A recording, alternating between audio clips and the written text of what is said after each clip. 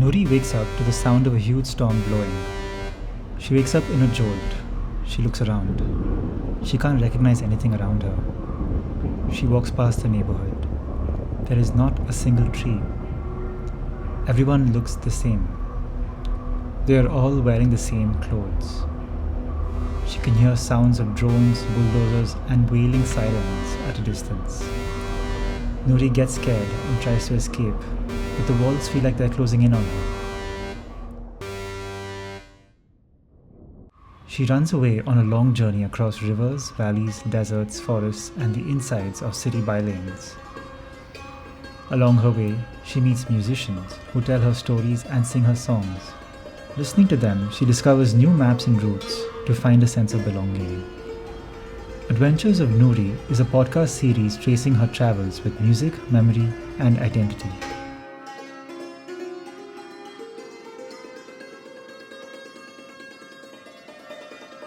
Nuri in Kashmir.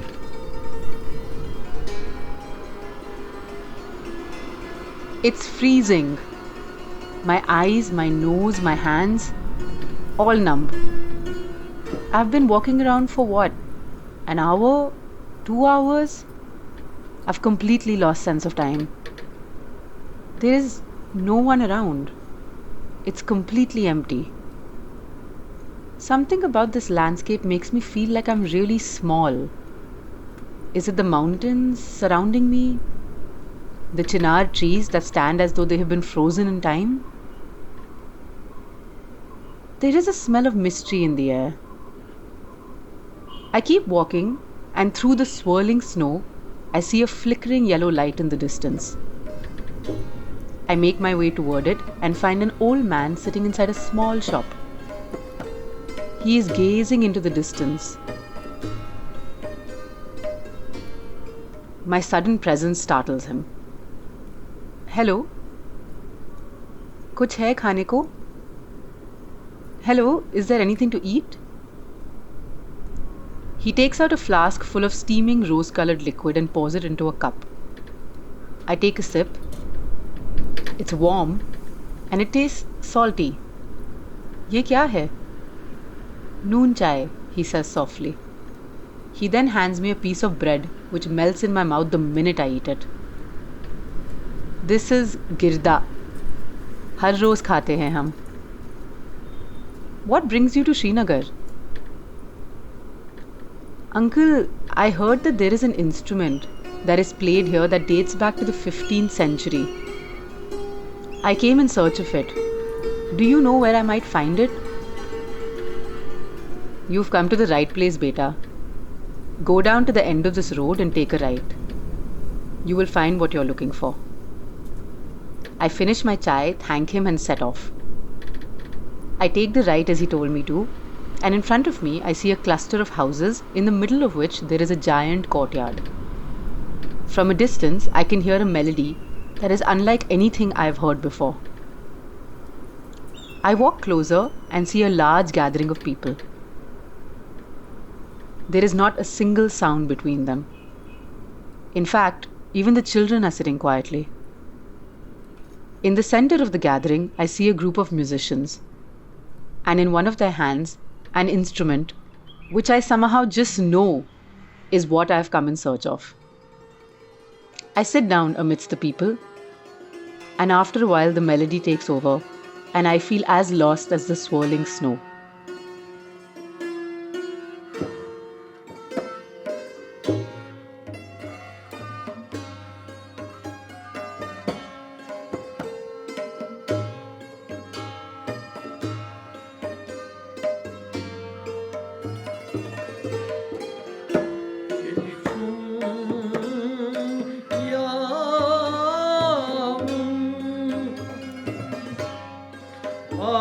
Açtım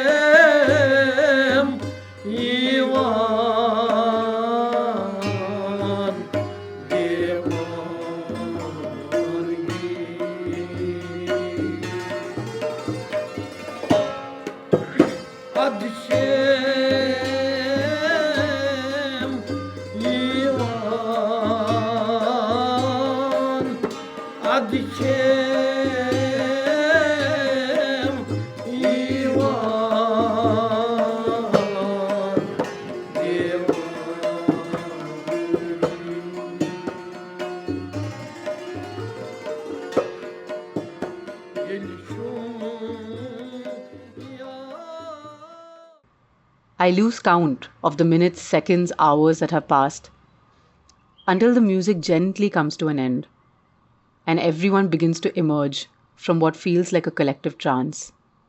I get up, gather my courage, and walk up to the musician who was playing that instrument. Excuse me, can you tell me what this is? आप क्या बजा रहे थे? जो साज कश्मीर है हमारे पास, ये तो बहुत पुराना साज है। ये मुग़ल पीरियड में आया है सेंट्रल एशिया से। उधर इसको कमंचा कहते हैं ईरान में। तो फिर यहाँ जो हमारे यहाँ श्रीनगर में इसके बहुत बड़े कारीगर थे जिन्होंने इसको थोड़ा मॉडिफाई किया, इस पे काम किया, उनको जाज़ कहते हैं। जाज़ फैमिली वहाँ पे है ज़ैन-ए-कदल में, मेन टाउन जो है श्रीनगर का। तो फिर ये साज़ यही का रह गया। और कुछ हिस्ट्री ये भी कह रही है कि ये साज़ यही का है, बाहर से नहीं आया है। इसमें दो राय है। एक तो कह रहे हैं ये बाहर से आया है, एक तो कह रहे हैं ये यही का है, बादशाह के दौर में इसकी ईजाद हुई है तो उन्होंने ये बनवाया है। कहीं से उन्होंने ऐसा कुछ साज़ देखा है तो उसी से बनवाया है। तो जो हमारे पास जो आपने देखा साज़, वो हमारा ख़ानदानी साज़ है। मैं तकरीबन उसकी 6th जनरेशन हूँ, मेरे पास है वो साज़। उसके बहुत सारे उतार चढ़ाव आए हैं, कभी वो किसी और ने लिया है, कभी किसी और ने लिया है। लास्ट में मुझे वो वापस मिला तो मैंने उसको थोड़ा ठीक वीक करवाया। अब हमारे पास अभी भी महफूज है। तो ये बहुत essential instrument in Sufiyana music की, जो क्लासिकल म्यूज़िक ऑफ कश्मीर है, उसका बहुत ज़रूरी साज़ है। क्योंकि साज़ के बारे में ये है, जो सुर और सुर के बीच में जो गैप है वो खाली साज़ कश्मीर फिल कर सकता है। जैसे सितार में मीड़ है वो भी कर सकता है। हमारे सूफियाना में जो इंस्ट्रूमेंट इस्तेमाल होते हैं, संतूर होता है इस्तेमाल, मेन इंस्ट्रूमेंट संतूर है, कश्मीरी सितार है और मदहम है, जो इंडियन क्लासिकल सितार है, हम कश्मीर में उसको मदहम कहते हैं, वो होता है इस्तेमाल। और उसमें होता था पहले इस्तेमाल क्या कहते हैं इसको, वसूल रिदम के लिए। जब तबला आ गया तो फिर वसूल कई जगह तबला ने लिया और उस दिलरुबा उसमें इस्तेमाल होता है। अभी उसके बजाने वाले बहुत कम हैं, तो साज कश्मीर के भी बहुत बजाने वाले बहुत कम हैं। तो साज कश्मीर एक बहुत खूबसूरत साज़ है। इसका जो बनावट के लिहाज से बहुत इसकी अच्छी बनावट है, तो बजाने में भी बहुत अच्छा है। और वो किससे बना हुआ है? वो तो लकड़ी, ख़ास किस्म की लकड़ी, कश्मीर की जो है मलबरी, उसी लकड़ी से बनता है वो। और उसमें फिर वो जो गोल उसका होता है, वो छोटे छोटे पीसों से बना होता है। लिंग्स काटते हैं वो छोटे छोटे, तो उसी से बनता है। तो उस पर फिर सिकन चढ़ाया जाता है, खाल। तो उसमें तार लगती है। मेन जो बजाने वाले तार दो है, एक तो रेशम से बनता है और उसमें मछली की खाल ऊपर से, उसमें पेस्ट बनता है मछली की खाल का, वो उसमें करते हैं, तो वो उस पर लगती है। दूसरी जो होती है वो मेटल की होती है, तार ब्रास की, एक साइड में वो और एक साइड में होती है स्टील तार। जो तरब है वो दो साइड में। मेन तार जो है वो रेशम से बनते हैं। और आपका एंट्री कैसे हुआ सूफियाना के दुनिया में? सूफियाना की दुनिया में ये हमारा तो ख़ानदानी काम यही है। हमारे पूर्वज इसके साथ जुड़े थे। फिर हमारे घर में अक्सर, जब मैं छोटा था, जब होश संभाला, तो अक्सर हमारे घर में ऐसी बैठकें होती थी, मजलिसें होती थी। कभी कभी ऐसा, क्योंकि हमारा दो काम हम साथ में चले हैं, थिएटर भी हमारे ख़ानदान में साथ में चला है। अक्सर या तो थिएटर रिलेटेड कोई फंक्शन होती थी हमारे घर में, या तो सूफियाना का होता था। मेरे ग्रेट ग्रैंडफादर वो थे इसके साथ, तो मुझे उनका ज़्यादा याद नहीं, क्योंकि मैं छोटा था, उनकी डेथ हो गई। तो उसके बाद ग्रैंड अंकल हमारे हैं उस्ताद मोहम्मद खलील भट्ट, उनसे मैंने सीखा है सूफियाना। वो खुद कश्मीरी सितार बजाते थे और संतूर और तबला और हारमोनियम पे वो कवाली भी गाते थे। कश्मीरी कवाली में वो बहुत फेमस है, वो भी गाते थे। फोक जो हमारा है वो भी गाते थे। क्योंकि हमारा जो ख़ानदानी ये काम है, इसलिए हम सारी चीज़ें हमारे ख़ानदान में है। हम फोक भी गाते हैं, क्लासिकल भी गाते हैं, जो जिस तरह की हमें ज़रूरत पड़ती है तो उस तरह हम निभाते हैं। फिर मैंने श्रीनगर में हमारे एक बहुत बड़े उस्ताद हैं, पद्मश्री उस्ताद गुलाम मोहम्मद साज नवाज, फिर मैंने उनके यहाँ बाज़ाब्ता तौर गुरु शिष्य परंपरा के तहत सीखा, क्योंकि वो बहुत बड़े उस्ताद थे। तो उनसे मैंने सूफियाना का सीखा, इसकी जो बारीकियाँ है, जितना मुझे हो सका मुझसे, तो अभी भी सीख रहा हूँ मैं उनके घर से। तो अपने घराने में भी मैंने सीखा, क्योंकि हमारे जो उस्ताद थे हमारे घराने के, वो उस वक़्त बहुत सारों की डेथ हो गई थी। कम उस्ताद हैं अभी हमारे पास इसके म्यूज़िक के। थिएटर के बहुत सारे हैं अभी, मगर म्यूज़िक के रिलेटेड कम है, क्योंकि संतूर मैंने ज़्यादातर सीखा श्रीनगर में, और साज कश्मीर पे भी उन्होंने मुझे बहुत ध्यान दिया। मैंने सितार भी उधर से सीखा, तबला भी सीखा, और उसके बगैर मैं शहनाई भी बजाता हूँ। जो हमारा ट्रेडिशनल बांड पत्थर है उसमें वो इस्तेमाल होती है शहनाई, वो मैं बजाता हूँ। डोल भी बजाता हूँ, बहुत सारे इंस्ट्रूमेंट में बजाता हूँ। तकरीबन जो हमारे यहाँ इंस्ट्रूमेंट में सभी मैंने सीखे हैं, थोड़े थोड़े मैं बजाता हूँ सब। और ये जो अभी आपने बात बोली भांड पत्थर की, तो ये भांड पत्थर क्या है और कश्मीर से में कहाँ से आया? ये असल में अगर हम बांड पत्थर की बात करें तो बांड पत्थर एक रिवायती एक वो फोक ट्रेडिशन है कि जब राजा महाराजा हुआ करते थे, अब जब भी राजा महाराजा के कोर्टयार्ड से कोई ऑर्डर निकलता, अब उस ऑर्डर को लोगों तक पहुंचाना।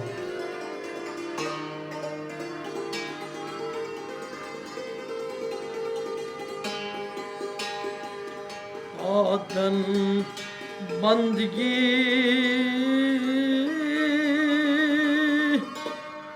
कर्म में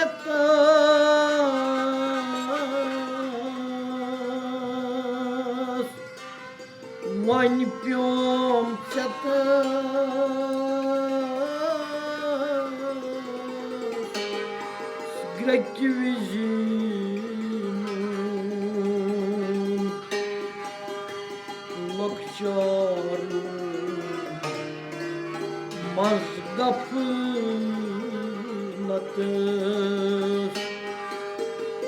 सुवोत मंजिला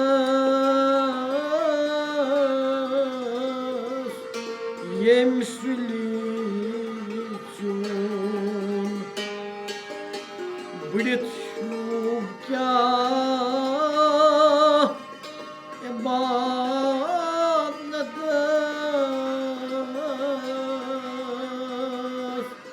वन प्योम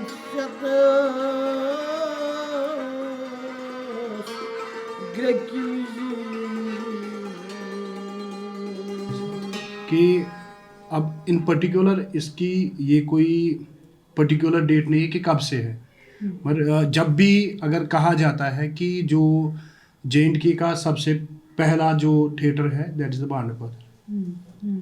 तो बांड पत्थर क्या होता था कि जिस तरह मैंने कहा कि कोई भी जो कोई ऑर्डर निकलता था या लोगों को जमा करना होता था, क्योंकि इसमें बांड पत्थर में इंस्ट्रूमेंट्स ऐसे होते थे कि सबसे पहले कि लोगों को बुलाया जाता था कि अभी अगर हम कहेंगे कि अभी हमारे पास सोशल मीडिया है, सोशल मीडिया के through we are inviting the people कि ऐसे ऐसे फलानी जगह ये होने वाला है, तो उस समय क्या होता था कि थ्रू दीज फोक इंस्ट्रूमेंट्स लोगों को जमा किया जाता था। कि फिर जाके वहाँ पे बादशाह लोग जब आते थे या कोई ऐसी प्रेजेंटेशन होती थी, उस प्रेजेंटेशन के ऊपर फिर वो पत्थर खेला जाता था। जो रीजनल लैंग्वेज है कोई वो बोलने के लिए तैयार नहीं है, सब हर किसी को अपनी ज़बान में बात कहने को शर्म आती है, वो दूसरी ज़बान में कहता है, मगर जो हमारे जज्बात है अपनी ज़बान में वो हम बयान नहीं कर सकते दूसरी ज़बान में। तो इस लिहाज से जब तक कोई कौम तभी तक ज़िंदा है जब तक उनकी विरासत ज़िंदा है, उनका कल्चर है, उनका जो रहन सहन है, उनकी ज़बान है, उनका पहनावा है। अब तो मिक्स हो गया, अब पहले तो पता चलता था ये बंदा कहाँ का है, कौन कहाँ से आया है। अब तो ये मुश्किल है डिसाइड करना कौन कहाँ से, अब तो एक जैसे सब लोग हैं। अब तो मर्द औरत का भी उतना पता नहीं चलता ये लड़का है कि लड़की है, वो भी थोड़ी इसमें उसी तरह कल्चर में भी परेशानी हो गई।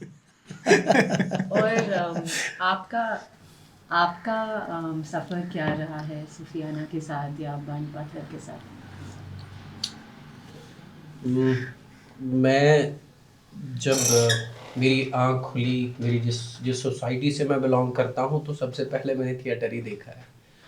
स्कूल से आते थे तो मोहल्ले में देखते थे लोग जमा हुए, तो हम समझ जाते थे कुछ तो हो रहा है। तो बैग बिना घर पहुँचा इसको साथ ही लेके चलते थे 3 घंटे 4 घंटे, जब तक वो सब ख़त्म होता था तो वो देख के ही जाते थे फिर। और छुट्टियों में अक्सर आवाज़ें सुनाई देती थी, शहनाई की, ढोल की, तो देखने जाते थे तो सब रिहर्सल कर रहे होते थे, तो वो सब भी देखना, फिर परफॉर्मेंसेस देखना। थिएटर पहले से ही इंट्रोड्यूस हुआ लाइफ में। जब मुझे लगता है पहली एजुकेशन तो माँ है, उसके बाद थिएटर ही हुआ है। वो तो मुझे लगता है साथ में ही चला, क्योंकि जब मैं ननिहाल भी आता था, मंजूर भाई मेरे काजन है, तो वहाँ जब मैं जाता था तो वहाँ तो शाम को रिहर्सल ही होती थी। तो एक और मामा है मेरे छोटे नज़ीर साहब, उनके घर पे भी वही चलता था। मुझे याद है पुरानी एक घर था उधर पे, वहाँ उनका रिहर्सल चल रहा था। वहाँ तो ज़्यादा हम बैठते थे, वो पुराना घर हमने इसी के लिए रखा था। तो बगल में, क्योंकि सब आसपास में ही रहते थे। जिस अंकल की बात की इन्होंने अभी, खलील साहब, जो कवाली गाते थे, वो बगल में एक और घर है सामने, तो वहाँ कवाली चलती थी, सुफियाना चलता था। उनका एक और बेटा है फयाज साहब, तो वो भी हमारे मामा है, तो वो भी कवाली गाते थे। तो उसके पीछे एक और घर था रजा का की। तो ये पूरी जो कम्युनिटी थी, अलग अलग आवाजें आती थी शाम को, कोई गजल गाता था, कोई कवाली गाता था, कोई सूफी गाता था।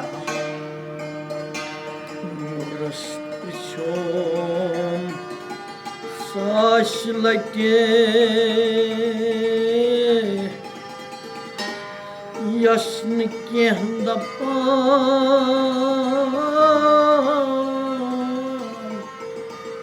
तस क्या ना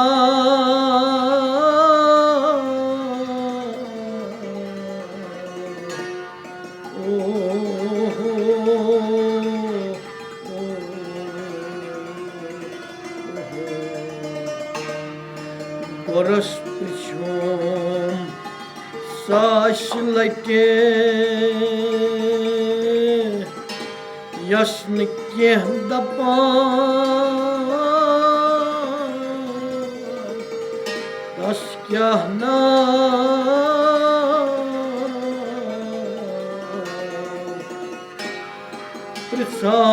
pritsan tachis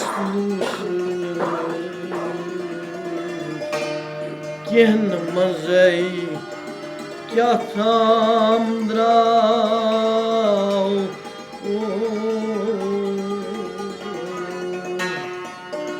Goran dupnam akui watsun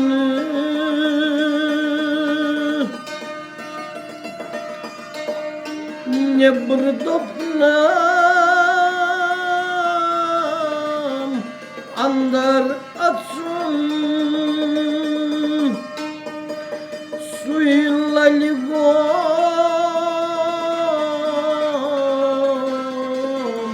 Vakt vatsun Tavayhatum Gainatsun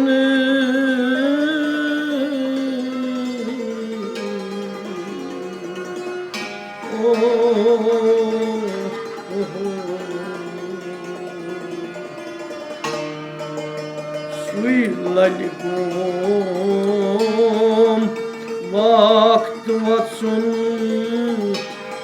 Kavayhatum Gainatsun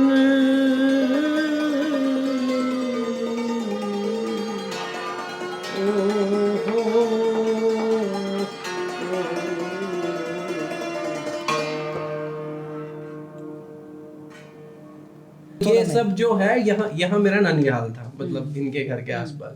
तो जब भी वहां जाते थे शाम को, हर साइड से यही सब सुनने को मिलता था। तो देखते देखते स्कूल तक तो मेरा नहीं था उतना इंटरेस्ट, बट दिमाग में कहीं ना कहीं हिट हो रहा था कि ये सारी चीजें हैं। Then in school I got a chance to perform क्योंकि स्कूल के प्रेशर से ही हुआ कि you are from this family, तुम्हारे ये है, व्हाई डोंट यू परफॉर्म, तुम इतने ये, देन फाइनली आई डिसाइडेड कि let's give it a try and I completely you know trust on me कि यस आई कैन। देन उसके बाद फिर कंटिन्यू जुड़ता गया, आई डोंट नो कि फिर कैसे होता रहा हर बार परफॉर्मेंस एंड ऑल। तो शुरुआत यहाँ से हुई, देन थोड़ा सा कंटेम्प्रेरी में जाना पड़ा क्योंकि अब बाकी दुनिया भी देखनी है। ये चीज़ें तो घर से मिली, सीखा वहाँ से, फिर वो एक्सप्लोर करता गया। Then I went in photography, I did diploma in digital photography, then film making. I have almost assisted 7-8 feature films and did 2 web series as a director, 6 episodes जो भी रिलीज नहीं हुई ऑन पोस्ट प्रोडक्शन। बट जो भी teachings है सारी जो वहाँ मैं यूज कर पा रहा हूँ एक्सेप्ट टेक्निकल पार्ट, वो सब मुझे पहले से ही मिला हुआ है। वही एलिमेंट्स मुझे हर जगह काम आ रहे हैं। जो एक्टर को ट्रेन करना हो, एक्टर को एक्शन देना, एक्टर को किसी भी सांचे में ढालना हो, वो सारी टीचिंग्स पहले से ही है मेरे पास। वो उस सोसाइटी से निकल के आ चुकी है। वो मेरे आसपास के एंसेस्टर्स है, कजन्स है, मामाज है, जो भी थे उनसे मुझे मिल चुका है। तो वो यहाँ एक्सप्लोर भी करता हूँ और एग्जीक्यूट भी करता हूँ।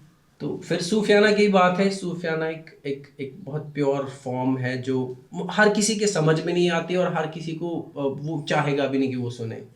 वो एक डिवाइन फॉर्म है। तो हमने कोशिश की, इन्होंने हमें सिखाया काफ़ी दिनों तक। मुझे हम ही बात किसी बात है कंटिन्यू नहीं कर पाए। इन्होंने कंटिन्यू नहीं किया, फिर इन्होंने छोड़ दिया बीच में बिकॉज ऑफ एजुकेशन एंड और भी एलिमेंट्स है काफ़ी सारे जिस वजह से डिस्ट्रैक्शंस लाइफ में क्रिएट हुई और उस तरफ हम चले गए जो ये आधा ही छूटा। तो ऐसा अभी तक का सफ़र है। और लेकिन ये सारी चीज़ें हुई रियली यू नो इस चीज़ का एहसास है हमें कि कितनी इम्पोर्टेंट है ये सारी चीज़ें और इनसे हमारी लाइफ में क्या फ़र्क आया है और कितना ठहराव इन चीज़ों से मिला है, या ऑन स्पिरिचुअल लेवल में भी ऑन हमारे सोल को कितना इससे वो रूह को कितनी ताज़गी होती है। वो सारी चीज़ हम अक्सर एक जगह जाते हैं श्रीनगर से 200 किलोमीटर 100 किलोमीटर कुपवारा हम जाते थे अक्सर उधर पे। वहाँ महफिल लगती है, हमारे पीर साहब है हमारे, तो वो हम सबसे ज़्यादा लाइफ में एंजॉय करते थे। वो महफिल हम जाते थे वहाँ, एक जगह पे खाना अगले दिन कहीं और परफॉर्म करना, उसके दिन बाद श्राइन पे परफॉर्म करना। वो 3-4 दिन वहाँ जो गुजरते थे वो लाइफ के हर बार के बेस्ट एक्सपीरियंसेस रहे लाइफ में। और उधर सबसे खास तवज्जो हमारे ऊपर होती थी। जो लोग आते थे सबसे स्पेशल हम थे उधर हजारों की तादाद में लोग आते हैं। वहाँ पीर साहब से मिलने लोग आते हैं तो अलग अलग वेराइटीज लेके आते हैं, लाइक दियरला हो गया, तो कुछ खाने पीने की चीज़ें जो हमारी ट्रेडिशन में ओल्ड ट्रेडिशन में आती हैं, तोशा, हलवा, कश्मीरी डिशेज, रोटी, मक्की की रोटी, इस तरह की कई सारी चीज़ें। तो वो आती थी वहाँ, तो सबसे पहले हमें सर्व की जाती थी नून चाय के साथ। हाँ बिल्कुल, अभी भी। अब लेकिन कुछ दिन पहले मैं गया था उधर, कुछ दिन पहले जाना थोड़ा कम हो गया अब। तो ये इसी जो ये तरबियत हुई है सूफियाना की थोड़ी सी, इसी का असर है कि इन सारी महफिल में बैठने का मौका मिला है। कुछ एक्सपीरियंस या स्पिरिचुअली या ऑन क्या कह सकता हूँ मैं, रूहानी तरीके से कुछ एक्सप्लोर करने का मौका मिला है बिकॉज ऑफ सूफियाना। और आपका सफ़र कैसे शुरू हुआ सूफियाना के साथ? हाँ। तो अगर सूफियाना की बात करेंगे तो सूफियाना के हमारे गुरु मंजूर भाई है। तो बीइंग बिलाल, रईस और मंजूर भाई, तो हम तीनों इकट्ठे रहते थे, बिलाल में और रईस। तो हम तीनों का सफ़र इकट्ठे चलता गया, चाहे वो पांडपत्थर हो, चाहे वो सूफियाना हो। तो सबसे पहले जब हमने स्टार्ट किया, जिस तरह बिलाल ने कहा, जब हम स्कूल जाते थे तो स्कूल में क्या होता था, कभी कभी हमारे बैग स्कूल में ही रहते थे। तो घर वालों को पता होता था। तो जब हमें घर वाले ढूंढने आते थे, जिस कोर्टयार्ड से शहनाई की आवाज़ आती थी, घर वाले वहीं आते थे, हाँ वो यहाँ होंगे। तो उनको पता होता था अगर वो अभी नहीं आएंगे, जो ही प्ले वहाँ पत्थर ख़त्म होगा तो वो घर पहुँच जाएंगे। तो इस तरह से। और जब बांड पत्थर को साथ साथ हम सुनते भी थे और धीरे धीरे खुद भी प्रैक्टिस की। तो प्रैक्टिस के दौरान जब पढ़ने को कुछ मिला तो वहाँ ये आया कि बांड पत्थर में जब सबसे पहले शहनाई से स्टार्ट किया जाता है तो इसमें सूफियाना के मकाम गाए जाते हैं, सूफियाना से स्टार्ट किया जाता है। तो डेफिनेटली तो हमारा कनेक्शन ऑलरेडी बिलाल में और रईस थे, तो हम मंजूर भाई के पास गए। तो अब ये हुआ कि धीरे धीरे हम सूफियाना से अब दूर नहीं हैं, जुड़े हैं। तो जिस तरह हम रोज़ जाते थे प्रैक्टिस के लिए, अब वो प्रैक्टिस थोड़ी कम हो गई, क्योंकि बांड पत्थर में हर बार जब भी हम बांड पत्थर करते थे तो धीरे धीरे हम कंटेम्पररी थिएटर की ओर चले गए। और कंटेम्पररी थिएटर में ये कहा जाता था कि हाँ बांड पत्थर में ये चीज़ नहीं है, लाइट का वो नहीं है, ये नहीं है। तो वो चीज़ हमें थोड़ी पीछ कर रही थी कि हाँ क्यों नहीं हम बांड पत्थर में ये एलिमेंट्स यूज़ करें, क्यों ना हम बांड पत्थर को कंटेम्पररी प्रोसीजर में लाए। तो ये थॉट्स लेके बिलाल में हमारा फ्रेंड सर्कल, तो मंजूर भाई का साथ तो था ही, तो धीरे धीरे हाँ NSD के साथ जुड़ गए, अर्चित सर के साथ जुड़ गए। तो इन चीज़ों को जब वो एक्सप्लोरेशन हो गई, तो एक्सप्लोरेशन के साथ साथ now we are keeping the contemporary theatre, और उसमें सबसे पहले हम अपने फोक एलिमेंट्स लाते हैं डेफिनेटली। कि जिस तरह मंजूर भाई ने भी कहा कि जब लोग आज इन दिनों उठते हैं तो सबसे पहले अपने हाथ में मोबाइल फ़ोन लेते हैं, तो कहने को जब भी किसी को कहा जाएगा कि आप अपने कल्चर के बारे में कहो, तो कल्चर के बारे में अगर उसको कहा जाएगा ना, पूरे दिन में वो पूरा दिन लेगा, हाँ ये मेरा कल्चर है, ये ट्रेडिशन है, फोक थिएटर है, सूफियाना मौसीकी है, वो सारा दिन बोलेगा।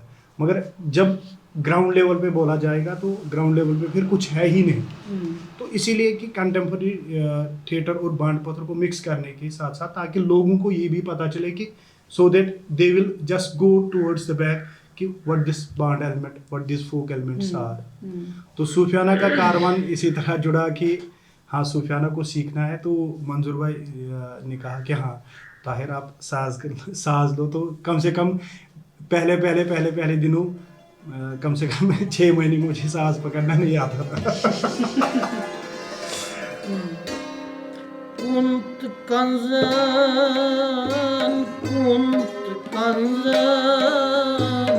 आवे, कुंत कंजन आवे, जलव मारा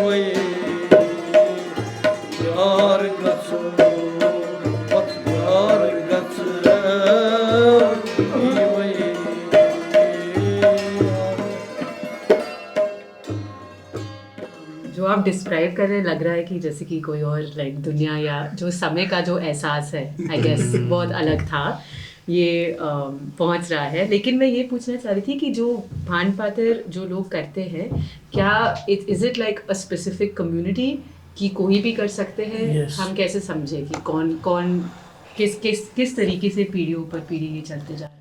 जो बांड पत्थर के साथ वाबस्ता लोग थे, ये अलहदा एक कम्युनिटी थी, बांड इनको कहते हैं। ये परफार्मर जो है, ये खाली यही काम करते थे। एक तो इनका गाना बजाने का काम था और यही थिएटर, क्योंकि ये दोनों काम साथ में हैं। तकरीबन 72 गाँव कश्मीर में थे बांडों के। तो बहुत सारी जगह पे अब छोड़ दिया लोगों ने।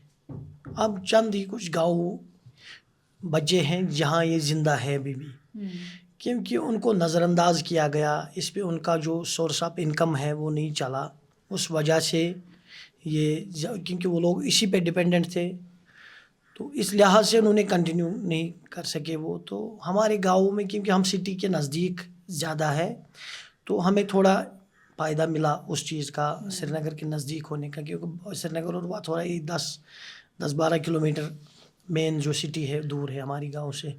तो जो भी हमारे प्रोग्राम हम ही ज़्यादा करते हैं। तो इस लिहाज से जो कुपवारा में रहता है या अनंतनाग में रहता है, कुलगाम में रहता है, वो तो दूर है ज़्यादा। 1947 तक तो अच्छा था। But we always chose art on everything, over everything. Because I have seen my ancestors, how loyal, how hardworking they were. That's why कि ये हमारे तक पहुंचा है। अगर उन्होंने भी किसी एक पॉइंट पे ये सोच के छोड़ दिया होता, मुझे लगता है ये 30-40 साल पहले सब खत्म ही हो चुका होता। And one thing I have realized in every spiritual meetings, when we get together, the richest people and the we people, the respect we people get, we can't explain how much respect we are getting there. तो वहाँ वो इज्जत मिलने की, क्योंकि मुझे याद है कि जब हम कुपवारा गए तो मुझे वो महफिल याद है कि एक बंदा आया, उसने कहा हाँ यहाँ बांड आए हैं। तो जिस बंदे ने वो कहा, वो पहले हमारे साथ ही बैठा था कोने में। तो धीरे धीरे हमें पता नहीं चला कि हम गाते गए। लास्ट मोमेंट पे मुझे नज़र पड़ी तो वो बाहर था, जूतों पे बैठा था। तो वो एक स्पिरिचुअल टीचिंग है कि मैंने कहा कि हाउ मच, जिस तरह बिलाल ने कहा कि how much loyal they were our ancestors. तो वो लॉयल्टी होने की वजह से कि एक स्पिरिचुअल टीचिंग में कि जिसके लिए चाहे वो सूफियाना है, बांड पत्थर है, क्योंकि हर एक में एक रंगत होती है, सूफियाना मौसीकी होती है। और वो सूफियाना मौसीकी रंगत क्या होती है कि जब बंदा कोई गाता है कि चलो भले कि हमें उतना असर नहीं कि मंजूर भाई से जो कुछ भी मिला है, कि अगर हम वो थोड़ी सी भी अपने पास रखेंगे ना, तो बंदा कभी ये नहीं सोचेगा कि हाँ वो रिचेस्ट है। फिर जब बंदा अंदर से सोचता है कि हाँ सबसे ज़्यादा अमीर तो मैं ही हूँ।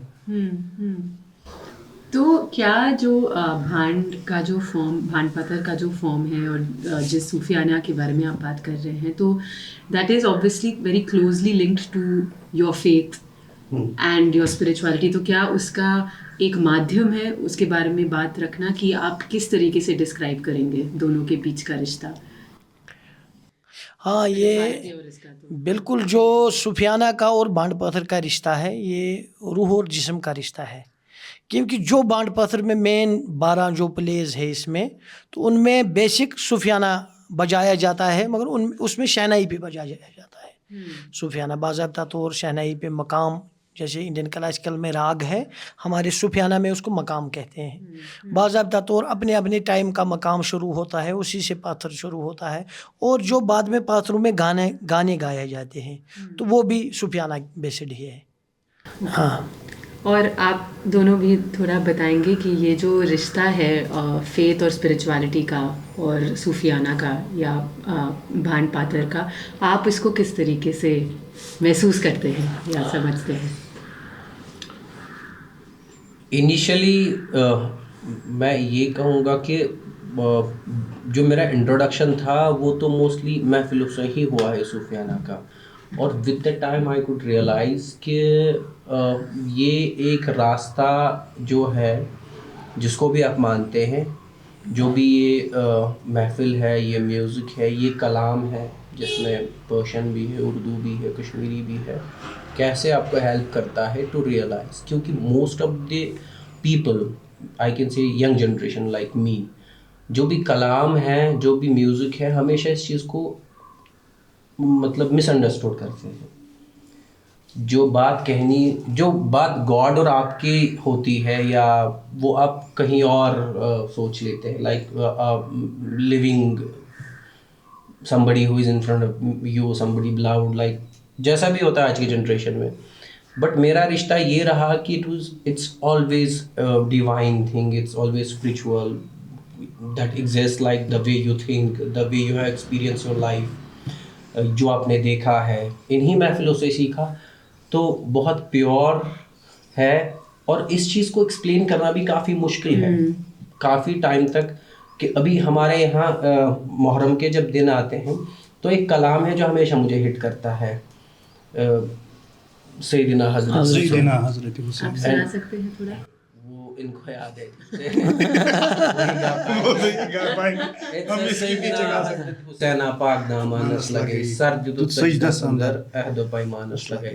इट्स जो हमारे हुसैन जो करबला में अलैहिस्सलाम शहीद हुए थे, ये उनके जब उन्होंने शहादत दी तो उस वक्त का पूरा उनके लिए जैसे नात होता है हमारे प्रॉफिट के जो प्रेजेस होते हैं, उस तरह से ये भी होते हैं. तो वो कितना सुकून देता है और किस तरह से वो मंजर आपको रियलाइज कराता है, वो पूरा कलाम और वो पूरा म्यूजिक, वो पूरा feel, I can't explain it. जो इसमें कलाम गाया जाता है ये बहुत बड़े बुज़ुर्गों का कलाम है.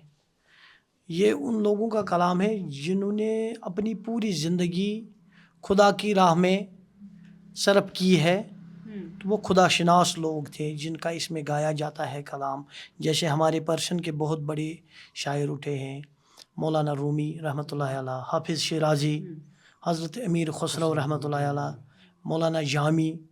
तो वैसे हमारे जो कश्मीर के पोइट्स हैं उसमें सबसे लाल ईश्वरी है, हज़रत शेखुल आलम शेख नूरुद्दीन नूरानी रहमतुल्लाह अलैह है, शमस फ़कीर साहब है, मोमिन साहब है, अहमद बटवर, रहमान साहब बिडार, और भी बहुत सारे, वहाब साहब, सच कराल साहब, करम बुलंद, मोमिन साहब, न्याम साहब, अहद जरगर तक, समद मीर, बहुत सारे सूफी शायर हैं इसमें, रहीम साहब, वहाब साहब, और भी बहुत सारे हैं, वाज महमूद साहब.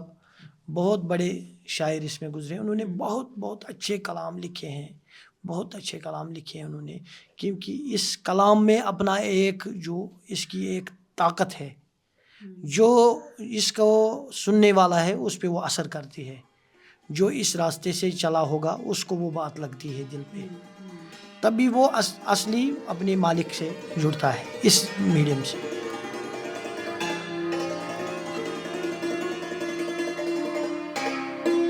Ey kalbi Mevla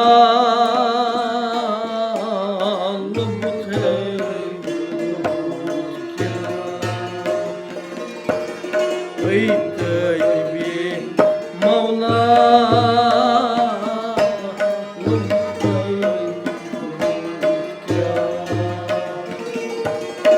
Ey aşkı şeytan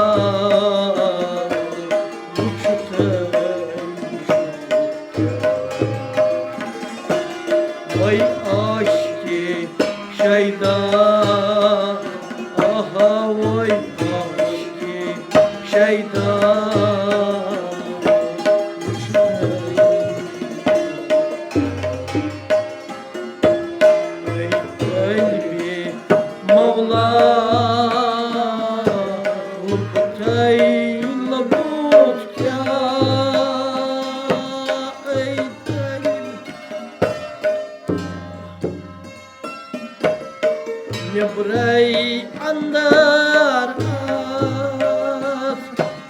kota badi fat. Nebrai andar kota badi fat. Uçhan şahan şah.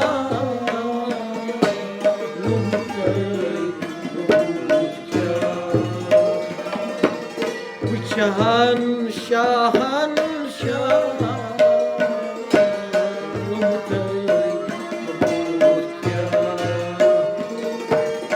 Vay aşkı şeytan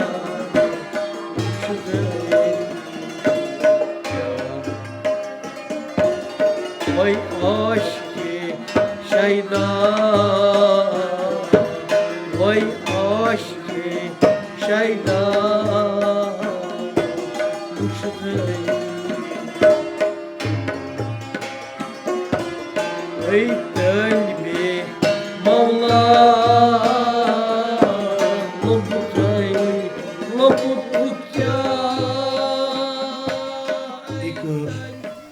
वो लाइन क्रिएट होती है कि द इटर्निटी द स्पिरिचुअलिज्म, वो एक हॉरिजन सा नज़र आता है बंदे को। और फिर इस सूफियाना का बांड पत्थर के साथ क्या वास्ता है? तो अगर देखा जाए कि फिर हम मंजूर भाई को कहते थे जब कोई सूफियाना कलाम आता था, ये तो वहाँ फिर मंजूर भाई कहते थे हाँ ये हम फलानी पत्थर में गाते, तो वो कनेक्शन है सूफियाना और बांड पत्थर का। I just want to add one line. I feel कि if you want to connect with Sufyana, you have to slow down. The way we are pacing ourselves in present generation, like with the like is ये जो generation अभी इसको कम से कम 3x down करना पड़ेगा speed को. Yes, then you of can course. connect. I feel like this because this music has a complete feeling of meditation. Once you hit the santoor or saz and you completely went into something and start meditating, and with the music and with the poetry you go, it take you the 9th cloud, 10th, then wherever you want to go. It connects you the way. So this is the beauty of this. क्या आप हमारे लिए कुछ गा के सुना सकते हैं ताकि हमें भी थोड़ा महसूस हो कि आप किस चीज़ के बारे में बात रख रहे हैं? ज़रूर। इसमें टाइम का बड़ा ध्यान रखना पड़ता है, तो इस लिहाज से इस वक्त तो तकरीबन 4 बजे हैं, तो इस वक्त बहुत सारे मकामों का टाइम है, क्योंकि एक टाइम में 1-2 मकाम भी गा सकते हैं, वो चूज़ करना पड़ता है या ये मकाम गाएंगे या ये गाएंगे, इसमें यही है। तो इस लिहाज से हम इस वक्त एक मकाम रावी एक मकाम है, राग है, शुद्ध ठाठ में है, ये जो हमारा होता है उसी में ये गाएंगे हम। इसमें 6 बीट्स का एक मुख्तसर ही हम गाएंगे, क्योंकि इंस्ट्रूमेंट इधर है नहीं साथ में, तो इसलिए नहीं तो हम अच्छी तरह इंस्ट्रूमेंट पे पेश कर सकते थे। तो इस लिहाज से हम इसमें हम कश्मीरी भी गाते हैं, पर्शियन भी गाते हैं, उर्दू भी कभी कभी गाते हैं, मगर उर्दू बहुत कम है इसमें, ज़्यादातर इसमें पर्शियन कलाम ज़्यादा है। तो उसके बाद कश्मीरी है, क्योंकि जब कश्मीर में इसने बहुत सारे उस्तादों ने इस पे ऐड किया है कश्मीरी गाने जो हैं, तो हम कश्मीरी 1-2 लाइनें पेश करेंगे। बवंदिमय आर बलन बवंदिमय आर बलन कुनीतमो चेरो जखम मेनो बलन आख नजरा जितमो चेरो जखम मेनो बलन आख नजरा जितम हा यारो नजरा जितम हा बार साहिबो नजरा जितमो जितमो बवंदिमय वन बजमय चवन वशील रावान वश पेवान वशील रावान आम्यानी यारो वशील रावान वश पेवान गसान देवानो कोहनो वातान मेनिस दादश चुनाशितमो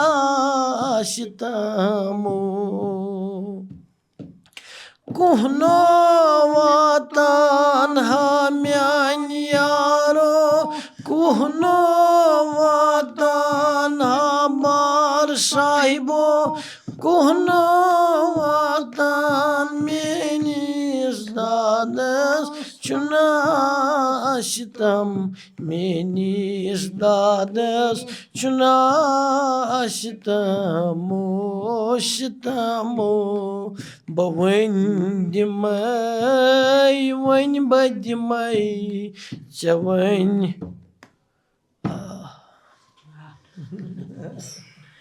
आप आई थिंक पहले बोल रहे थे कि भांड पाथर में 12 बिल्कुल बेसिक प्लेस जो है 12 प्लेस। तो क्योंकि आप बोल रहे थे कि जो सूफियाना भांड पाथर में गाया जाता है बिल्कुल। वो अलग किस्म का है थोड़ा। बिल्कुल बिल्कुल। तो वो ये विषय क्या है, ये जो 12 विषय है? 12 विषय अलग अलग पीरियड्स के हैं जो अलग अलग दौर कश्मीर में आए हैं। बांडू ने उनको अपने एक सांचे में डाला है, क्योंकि आर्टिस्ट जो है होता है ये तो एक तरह से एक आईना होता है समाज का, जो क्योंकि आर्टिस्ट तो सेंसिटिव होता है, ये अपने ऊपर जो भी ये बात देख सुनता है, जो भी ये चीज़ देखता है, सबसे ज़्यादा इसी को महसूस होता है। कहीं पे कोई खराबी है अच्छाई है, ये बहुत ये रिएक्ट जल्दी करता है उस पर। उस लिहाज से तो इसमें अर्ली हिंदू पीरियड का एक है गोसानी पाथर है, वो फुल लेंथ प्ले है, तकरीबन 2-2.5 घंटे का वो प्ले है। और वो तकरीबन कब, किस टाइम पीरियड का होता है? वो तो पूरा पता नहीं किस पीरियड का है, तो वो सुनने में आया है बहुत पुराना है, क्योंकि उसमें जो दिखाया जाता है तब तो कश्मीर में शिविज्म था, उसी दौर का वो दिखाया, क्योंकि उस दौर में कश्मीर में जो बाहर से लोग पढ़ने आते थे, जो साधु संत थे, उस वक्त कश्मीर को शारदा पीठ के नाम से जाना जाता था। वहाँ जो ये तपस्या करने आते थे, क्योंकि वो मनपसंद जगह है, क्योंकि शांति है उधर, मौसम वैसा है उधर, खूबसूरती है, उस लिहाज से तो वो इबादत के लिए सबसे अच्छी जगह है। उस दौर में कैसी हो, आज तो अभी लोग कहते हैं जन्नत है, पुराने ज़माने में क्या होता उसमें यही कहानी है। बाहर से लोग आते हैं यहाँ, उनके साथ जो वहाँ के लोकल पंडित है वो कैसे उनके साथ व्यवहार करते हैं, उनकी मेहमान नवाजी कैसे की, असल में वो एक छोटी सी लव स्टोरी है उसमें। अच्छा। हाँ, एक साधु है, वो आता है तपस्या करने, क्योंकि अमरनाथ यात्रा भी है उधर, बहुत बड़ी यात्रा है वो भी, जो वहाँ कश्मीर में है। तो उस लिहाज से एक गौ पालने वाली लड़की होती है और एक साधु होता है। वो लड़की गौ पालने निकलती है घर से, साधु की नज़र उस पर पड़ती है और लड़की की नज़र साधु पे पड़ती है, इनको आपस में एक कनेक्शन हो जाता है। मगर साधु तो सन्यासी होता है, वो तो उसको अपने साथ नहीं ले जा सकता। तो वो एक लव स्टोरी उन्होंने दिखाई है, कैसे वो जो गौ पालने वाली है उसके ऊपर वो अपनी तरफ से पूरी कोशिश करती है कि ये मेरे साथ जुड़े। तो साधु उसको कहता है कि आपको ये छोड़ना पड़ेगा, ये सोना जेवर जो ये आपको लंगूटा करना पड़ेगा, बसमा मलना पड़ेगा। उसमें वो ज़्यादा संस्कृत उर्दू में है, वो प्ले ज़्यादा, कश्मीरी भी है पर कश्मीरी कम है उसमें, ज़्यादा उसमें उर्दू संस्कृत है। तो उस लिहाज से उसमें और भी सारी चीज़ें हैं। तो लास्ट में वो गायब हो जाता है वो साधु। तो उसमें जो सती की रस्म है उसका भी एक थोड़ा सा एक दृश्य दिखाया गया है, क्योंकि जब साधु गायब हो जाता है तो वो कश्मीरी जो होते हैं पंडित, वो कहते हैं अपने जो उनका गुरु होता है उसको कहते हैं गोपाली क्या करेगी अब, वो तो जो आशा गोसाई है वो तो गायब हो गया, ये क्या करेगी। वो कहता है उनको, अपने बेटों को, आप ही मर जाओ, आप ही की चिता में इसको जलाएंगे। तो उसमें वो क्योंकि उस वक्त जलाया जाता था उसी के साथ जो इसका जो मरता था, तो उस लिहाज से ये उस दौर का है। और जो मुगल पीरियड का है, तो ये एक नाटक होगा, ये तो एक है, टाइम पीरियड का। बिल्कुल बिल्कुल।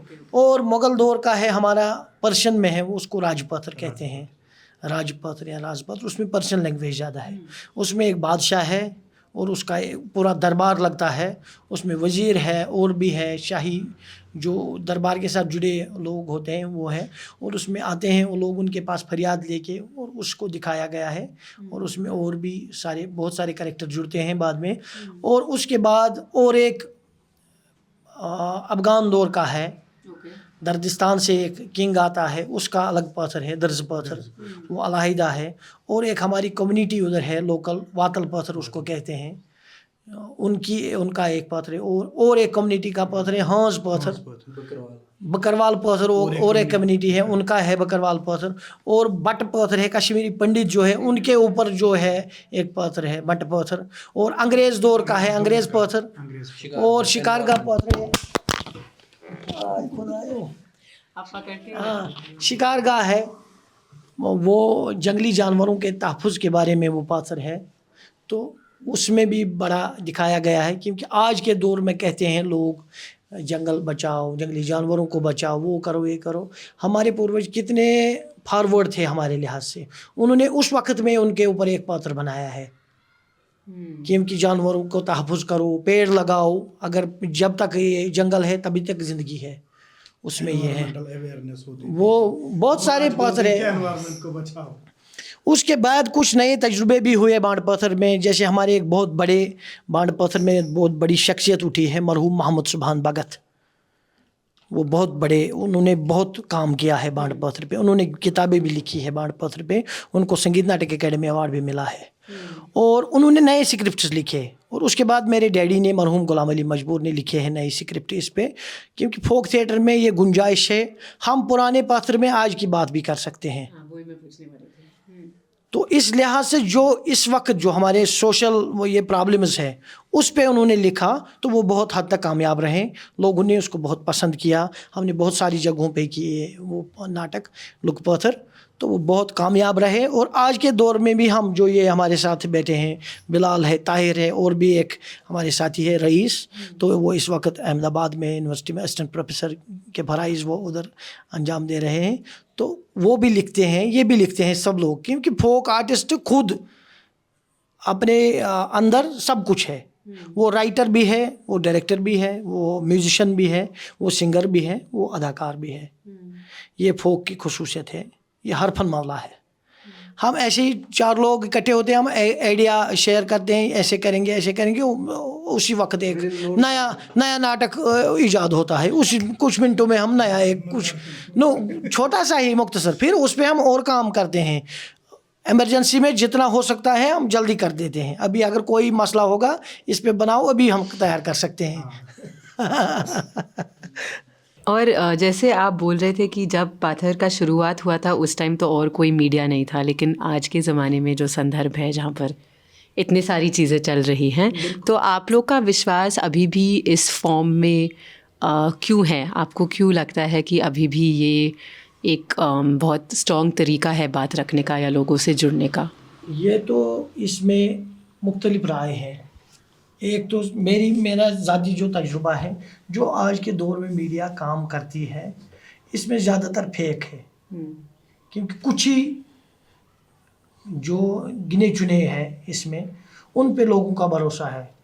कोई ऐसे ही माइक उठा के हो गया वो मीडिया वाला, तो वो क्योंकि बांड पत्थर पे लोगों को ट्रस्ट था पूरा, जो हम बात कहते थे वो सच बात होती थी, उस पर कभी तरदीद नहीं करनी पड़ी हमें। कल हम लोगों से कहें ये नहीं है वो नहीं है, तो उसमें और भी राय हो सकती है, इनका नज़रिया अलग हो सकता है, इनका अलग हो सकता है। मेरे साथ तो यही है।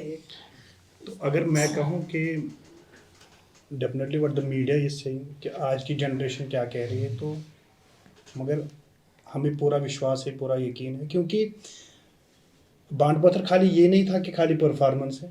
क्योंकि अगर हम देखेंगे बाढ़ जश्न, रिसेंटली हमने एक डॉक्यूमेंट्री भी शूट किया है बिलाल और मैंने मिलके, तो वो यही है कि बांड पत्थर पे कि लोगों को अभी भी, ये 1 साल पुरानी बात हम कह रहे हैं कि पिछले साल की बात है, कि जब बारिश नहीं हो रही थी, तो बारिश ना होने की वजह से तो we people are invited just by foot. तो बाई फुट हम जाते हैं श्राइन शेखुल आलम शेख नूरुद्दीन नूरानी के दरगाह पे जाते हैं, शहनाई बजाते हैं और वहाँ पे परफॉर्म करते हैं। और जो डिमांड रखी जाती है कि वो एक स्पिरिचुअल कनेक्शन के थ्रू कि हम अपनी डिमांड रखते हैं कि बारिश होनी चाहिए, या बारिश हो रही है तो धूप मांगने के लिए जाते। डेफिनेटली तो लोगों को अभी भी इतना यकीन है कि हाँ definitely this thing will change, कि अब अगर बारिश हो रही कि कल से अब बारिश नहीं होगी, डेफिनेटली नहीं हुई, फिर लोग फिर से आ गए कि हाँ अब बारिश नहीं हो रही, कि अब बारिश मांगने के लिए जाएंगे। तो ये चीज़ें तो विश्वास कि है। हाँ वो विश्वास है कि वो विश्वास होने के साथ साथ कि जब भी हम किसी भी फील्ड में जाते हैं, whether that is film making, whether that is contemporary theatre, और वहाँ पे कि उनको ज़रूरत पड़ती है फोक एलिमेंट्स की, चाहे हम बच्चों के साथ काम करते हैं। NSD वालों ने कहा कि वहाँ पे हाँ बच्चों के साथ एक गाना होना चाहिए, वो भी एक फोक फॉर्म में होना चाहिए कि हाँ डेफिनेटली। तो ये चीज़ें जब भी किसी भी कारवां में जाते हैं ना, हाँ ये एलिमेंट होना चाहिए, ये एलिमेंट मिसिंग है, हाँ कश्मीर का वो एलिमेंट मिसिंग है, तो वो एलिमेंट तो हमारे पास नहीं है। जब भी कोई रिसर्च हो या कोई डॉक्यूमेंट्री करनी, हाँ भांड पत्थर पे डॉक्यूमेंट्री करनी, सूफियाना मूसीकी पे डॉक्यूमेंट्री करनी, डेफिनेटली वेल स्पेशली जिस तरह मंजूर भाई ने भी कहा कि जो सच्चे लोग हैं ना, जो विश्वास रखते हैं, तो वो डेफिनेटली हमारे पास है। और वही विश्वास और हमें यकीन है कि जो सूफी टीचिंग है वो आपको कभी बंद नहीं करेंगे, आपके दरवाजे कभी बंद नहीं होंगे, और वही होता भी है। इसके साथ लोगों का एक अकीदा जुड़ा। Okay, the authenticity and purity of this form, मुझे नहीं लगता कि कोई भी चीज़ रिप्लेस कर पाएगी कभी या उसको ख़त्म कर पाएगी, क्योंकि लिविंग बॉडी यानी कि ज़िंदा इंसान जब आपके सामने परफॉर्म करता है और वही जब स्क्रीन के सामने परफॉर्म करता है, इट मेक्स ह्यूज डिफरेंस।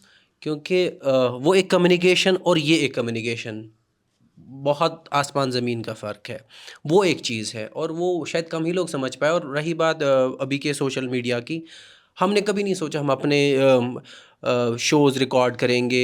अगर हम करते भी है तो वही लाइक हम ऑर्गेनाइजेशंस के साथ शेयर करते, सो दे गेट आइडिया कि क्या हो रहा है। बट फॉर मासेस हमने कभी किया नहीं सोशल मीडिया का इस्तेमाल, कि 5 मिनट का स्किट को रिकॉर्ड करके हमने ऑनलाइन, जैसे कि यूट्यूबर्स करते हैं आज के दौर में, वहाँ भी करते हैं, ये भी कॉमेडी एंड ऑल। हमने कभी नहीं सोचा। हमने हमेशा से कोशिश की है कि जस्टिस हो। हम एज एन आर्टिस्ट अपनी फॉर्म के साथ जस्टिस करें, जिस चीज़ के लिए इस फॉर्म का इस्तेमाल हो रहा है हम उसी के लिए करें। कि हमारे पास अगर ये है तो इसके ज़रिए जो बात कहनी है, जिसके लिए इसका इनोवेशन जब भी हुआ है, तो वो उसको उसी तरह से रखा जाए सामने। तो उस सेपरेट के साथ हम चलते हैं, उसी को हमने ज़िंदा रखा हुआ है। और अब के दौर में थोड़ा सा क्या हो रहा है कि अब शायद थोड़ा सा मैं इसको गवर्नमेंट लेवल पे लेके जाऊंगा, बिकॉज इट्स वेरी इंपॉर्टेंट, कि जिनको आता भी नहीं है उनको डॉक्यूमेंटेशन बड़ा अच्छा आता है। उनको आर्ट नहीं आता, उनको फॉर्म्स का कोई पता नहीं है, कुछ नहीं पता, बट उनको डॉक्यूमेंटेशन अच्छा आता है। वो अच्छे से डॉक्यूमेंट बना के इतना ग्रांट मांगते हैं, फिर 4-5 लड़कों को कपड़े पहना के 4 फोटोज़ लेके या कहीं पे परफॉर्म करके वो ग्रांट निकालते हैं। तो उनकी वजह से फॉर्म को ख़तरा है किसी हद तक, क्योंकि वहाँ से इनजस्टिस शुरू हो चुका है, कई सालों से हो रहा है। और जो यंग जनरेशन है, लाइक आप लोग, लेकिन आपके यंगर भी, क्या वो सीखने के लिए तैयार है? आर ये दे ओपन टू दीस या फॉर्म्स? हमारे यहाँ तो बहुत, जैसे कि हमने स्टार्ट किया, हमारे बाद भी अभी कभी देखा जाए हमारे मोहल्ले में कहीं भी, इवन दो हम कोशिश करते हैं कि भाई पहले कम से कम एक एजुकेशन तो हासिल कर लो, बेसिक सी ग्रेजुएशन 12th ये कर लो, उसके बाद ज्वाइन करो, क्योंकि पहले ही करते हो तो तुम लोग डाइवर्ट हो जाते हो कम्प्लीटली। वो फिर इसके अलावा कुछ और नहीं सोच पाते, वो इतना इसमें खो जाते हैं, इसके साथ मगन हो जाते हैं, उनका फिर एजुकेशन का बड़ा नुकसान होता है, जो कहीं ना कहीं मुझे लगता है हमारी कम्युनिटी का फिर नुकसान हो जाता है। क्योंकि जब वो ज्वाइन करते हैं फिर उनकी एजुकेशन छूट जाती है, वो कम्युनिटी का नुकसान होता है, जहाँ पे हम फिर बहुत पीछे रह जाते हैं। हमने कोशिश की, हमने दोनों चीज़ों को साथ करने की कोशिश की, जहाँ कहीं तक हद तक हम कामयाब भी हुए। तो ये एक प्रॉब्लम भी है, बट सीखने के लिए जनरेशन्स है। मतलब अभी जैसे आचे साहब भी अक्सर कहते हैं और मैं खुद भी कहता हूँ कि कई लोगों ने रिवाइवल को लेकर ग्रांट्स लाई, कई लोगों ने नाम बनाए कि हमने रिवाइव किया, बट मैं हमेशा कहता हूँ कि अगर मुझ में ये चीज़ है तो रिवाइव कहाँ करना पड़ा, मुझ तक पहुँची वो चीज़, यानी कि मुझसे पहली वाली जनरेशन, उससे पहली वाली जनरेशन, उससे पहली वाली जनरेशन, तो बीच में गैप कहाँ आया। इवन इन टर्मोइल, जो भी कश्मीर में 89 के बाद हुआ, तब भी अलाइव था। We have seen a lot by authorities, even though मैं बड़ा छोटा था, बट मैंने सुना है कई बार कि हमारे कॉस्ट्यूम्स को मतलब चीज़ों को कैसा देखा जाता था, बट स्टिल इट वाज का काम हो रहा था। कंटेम्प्रेरी मॉडर्न जिसको ये लोग कहते हैं वो रुका, क्योंकि उसको एक स्पेसिफिक फंडिंग की ज़रूरत होती है उनको, जो भी है उनका। बट हमें कभी किसी चीज़ ने नहीं रोका, हमने किया कंटिन्यू, उन हालातों में भी जिंदा था, कभी रिवाइवल की ज़रूरत नहीं पड़ी। और ये जो आपने अभी बोला था कि जो पॉलिटिकल टर्मोइल के दौरान भी this form has survived and been alive, तो क्या जो लोग बाहर से आए हैं, जो टर्मोइल जिस वजह से हो रहा है पॉलिटिकल टर्मोइल, क्या वो भांड पाथर के लोग को खतरा की तरह मानते हैं क्योंकि वो लोगों की बात रखते हैं, कि उनका क्या रिश्ता है between the artist, between the folk artist and people from the government or people from the outside? Is there a push to try and suppress इस फॉर्म को, या दबाने की कोशिश चल रही है क्या, कि उनको खतरा माना जाता है, कि किस तरीके का रिश्ता है? नो, कभी इस चीज़ को खतरा नहीं माना गया, बट इग्नोर किया गया। खतरा तो कभी माना नहीं गया, क्योंकि हमने कभी डायरेक्टली, मुझे नहीं लगता कभी किसी को समझ भी आए बात क्या कह रहे हैं। उतना दिमाग में मैंने कभी सोचा ही नहीं है कि हमारे वहाँ किसी पॉलिटिकल लीडर में अभी तक रह चुका है पिछले 10-20 साल से कि वो इस चीज़ को समझ पाए। टू बी वेरी क्लियर, हमारे वहाँ कुछ, अब मैं ओपनली नहीं कह रहा हूँ, उनको दांद कल कहते हैं, how they understand the form of this. So but ignore किया गया, इग्नोर बहुत किया गया। खतरा उनको कभी लगा नहीं, और ना ही हमने कभी उस तरह से मतलब ये तो सिम्बॉलिकली होती है हर चीज़, आर्ट इज सिम्बॉलिक, सो हमने सिम्बॉलिकली हम हमेशा काम किया। तो ignore, always ignore by every government. एक आध और सवाल थे, एक तो कि क्या औरतें भी जुड़ती है भांड पाथर में? नो नो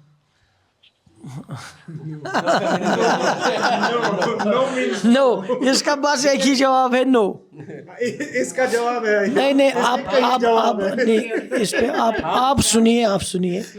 पहले जो ट्रेडिशन है उसमें नहीं है, जो अब मॉडर्न थिएटर होता है उसमें फोक भी डालते हैं एलिमेंट, वो मिक्स हो गया। अब वो एक नई चीज़ सामने आई है, उसमें जो अगर फीमेल कैरेक्टर की ज़रूरत पड़ती है तो उसमें फीमेल होती है। जैसे हमारा नाटक आपने देखा होगा तो उसमें है लड़की का रोल, मगर जो हमारे ट्रेडिशनल प्ले हैं उनमें नहीं है। वहाँ मर्द औरत का, क्योंकि उसमें एक गुंजाइश ये है, क्योंकि जो ये फोक थिएटर ये आमतौर जो लोगों के सामने किया जाता था उसमें लाखों की तादाद में लोग होते थे, हाँ, ऑडियंस में, तो उस लिहाज से थोड़ी परेशानी रही होगी उनके लिए। और रिलीजियस का इसमें थोड़ा है, बिल्कुल औरत का सामने आके ये नहीं रहेगा, मर्दों के साथ 20, 30, 40 मर्दों के साथ एक औरत काम करेगी, वो अच्छी बात है नहीं। तो इसमें लड़के को ही लड़की बनाया जाता था। हाँ, इसमें मैंने भी कई बार लड़की का रोल किया है अपने नाटक में। जब मैं छोटा था तो मैंने किया है। मैंने दिल्ली में पहली परफॉर्मेंस मेरी जो रही है 1996 में जश्न कश्मीर हुआ है, उसमें मैंने पहली बार दिल्ली में किया है। उसमें मैंने लड़की का रोल किया है पहले, तब मैं म्यूज़िक के साथ ज़्यादा जुड़ा नहीं था।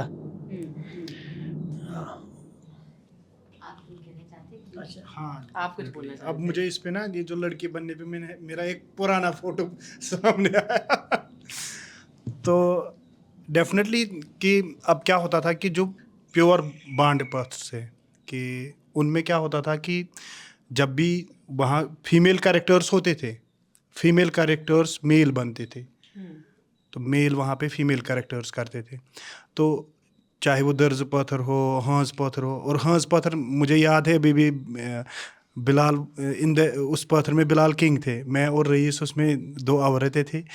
तो एक बुढ़ा नीचे से आया, उनको लगा सच में क्या ये औरतें हैं, तो वो लेके आया, वो हमें पैसे देने लगा कि इन्होंने नाचा यहाँ पे, मैं भी इनके साथ नाचूं। तो ये चीज़ें, ये दिक्कत होती थी कि सोसाइटी में ये चीज़ें एक्सेप्ट नहीं होती थी कि फीमेल जाके पाथर में पार्टिसिपेट करे।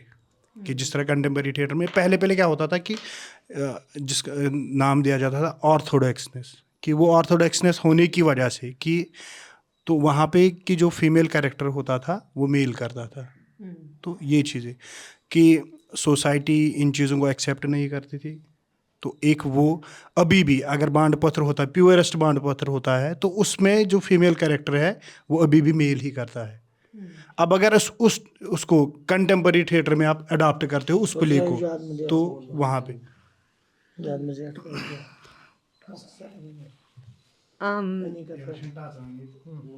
आखिरी सवाल ये था कि हाँ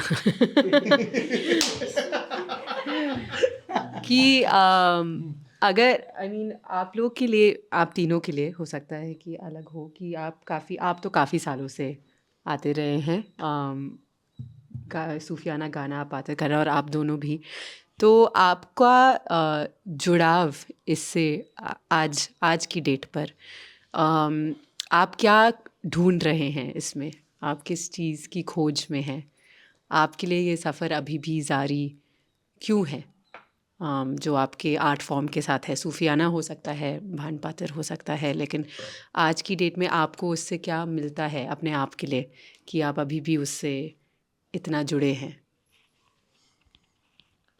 इससे तो हमें बहुत कुछ मिला है, आगे भी हमारी कोशिश यही रहेगी कि और भी जो हमारी ज़रूरत है वो मिलेगी इंशाल्लाह। जो मुक़द्दर में लिखा होगा वो मिलता है। हम मुतमईन हैं इस फ़न के साथ, क्योंकि हम मुश्किल हालात में ज़िंदगी गुजारते हैं, मगर तब भी हम फ़न छोड़ने के लिए तैयार नहीं हैं, क्योंकि जो हमारी ज़िंदगी की बाकी ज़रूरियात है, क्योंकि इस पे कोई हमारी रेगुलर इनकम नहीं है, फिर भी हम अगर इसमें हमें कम पैसा भी मिलता है तब भी हम खुश हैं इसके साथ, क्योंकि हमारी ज़िंदगी यही है। अब नूरी को कोई निशानदेही करे नूरी की, तो सबसे पहले हबा खातून से ही स्टार्ट होगा। तो हबा खातून को स्टार्ट करने के बाद मुझे नहीं लगता कि हबा खातून की एक ही लाइन काफ़ी है कि जो है वो मंजूर भाई का वो माहौल में आ रहे हैं। इसमें तो ये तो एक कैरेक्टर है, इसको कहीं किसी एक सांचे में डालना बड़ा मुश्किल है।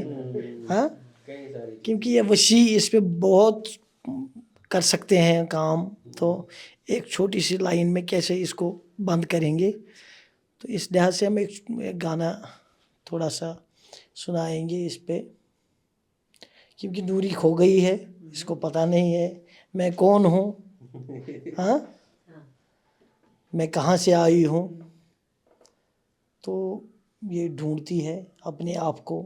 इसमें हमारे बहुत बड़े एक शायर रहे हैं अल्लामा इकबाल रहमतुल्लाह अलैह, उसकी एक लाइन है मुख्तसर सी, अपने मन में डूब के बाजा सुरागे ज़िंदगी, तू अगर मेरा नहीं बनता न बन, अपना तो बन।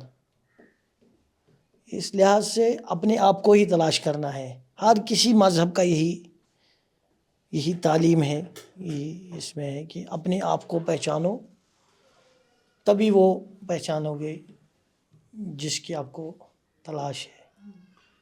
हमारे कुरान में भी यही है, मन अरफ़ा नफ्सहु फ़क़त अरफ़ा रब्बहु, जिसने अपने आप को पहचाना उसी ने खुदा को पहचाना है। और मुझे लगता है कि जो नूरी ये कुछ ढूंढने इसकी याद जो चली गई ना, मुझे लगता है शायद इसने अल्लामा इकबाल का ये शेर पढ़ा है, तब जाके वो खो गई है। नूरी खो गई है। लाला अरिफा का एक कलाम है, अशी आश तो अशी आसो, असे दौरा कोर पत वत, शवस सोरी ने जोन तो मरुन, रवस सोरी ने अतगत। ये भी इसके साथ मैच होता है। ये जो नूर है, इसके मुख्तलिफ नाम हैं, आपने नूरी रखा है नाम, इसको हम कुछ और भी कह सकते हैं, कुछ और भी कह सकते हैं, अलग अलग इसमें अपने थाट्स है। तो गाने में इसको बंद करना उसके साथ जुल्म होगा। हाँ, तो इस लिहाज से हम बहुत सारी इसमें, और एक कलाम है, गोरन दोपनम अकुई वाचुन, नेब्र दोपनम अंदर आचुन, सुई गोम लाल वाख्त वाचुन, तवई हुतुम नंगे नचुन। ये सुनाएगा मान गौरन दबनम के जो इसमें जो इसका उस्ताद है, गुरु जो इसके हैं, जो स्पिरिचुअल गाइड है इसके, उसने मुझे एक बात बताई, उसने मुझे एक वजीफ़ा दिया, उसने मुझे एक लाइन दी, और उस लाइन की वजह से मुझ में वो दीवानगी सी तारी हो गई। मैं दीवानी हो गई वो लाइन सुनने के बाद, वो वजीफ़ा सुनने के बाद। और वो एक लाइन, वो एक रोशनी, वो एक किरण पढ़ने की वजह से मुझ में इतनी दीवानगी तारी हुई। तो मेरे जो दुनियावी अस्त्र है वो माने कि मुझे नहीं दिख रहे कि मुझे पहने हुए हैं। कि वो दीवानगी इतनी तारी थी, इतना जोश एक ही था, बात बोली उतना गुरु वो, ने। और वो बात क्या थी, वो एक जरा सी बात थी, वो एक छोटा सा वजीफा था। उसने बोला उसको निब्र दुबनम अंदर अंदर आसुम, आसुम। बाहर से अंदर का रास्ता, अपने आप पे नहीं। झांको। आप बाहर की दुनिया को झांक रही हो, उसमें कोई फायदा नहीं। आप अपने आप को पूरी तरह से देखो, सर्च करो अपने आप में, मैं कहाँ हूँ, मैं कहाँ पे गलत हूँ, मुझे क्या करना है, मेरी क्या सोच है दुनिया के मुतालिक। आप अपना ये ठीक करो तो आप कामयाब हो जाओ। Listening to Manzoor Bhai, Tahir, and Bilal, I felt like I had traveled across history.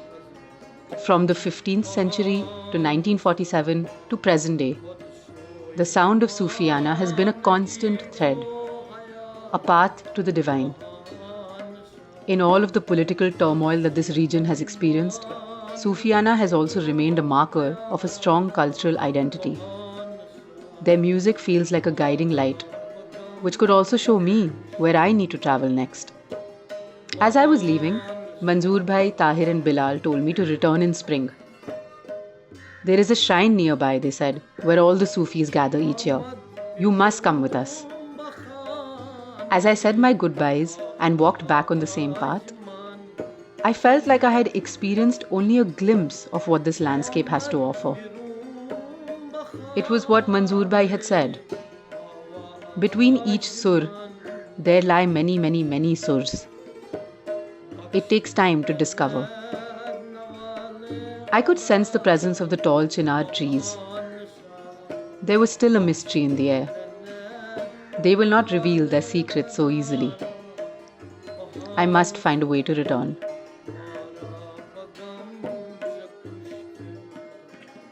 Adventures of Noori is a podcast series tracing her travels with music, memory, and identity. Noori's adventures move like this from place to place, discovering musicians and their stories that she never heard before. This is the music of people who recall their lives through rhythms, instruments, and polyphones. Stay tuned for her next stop.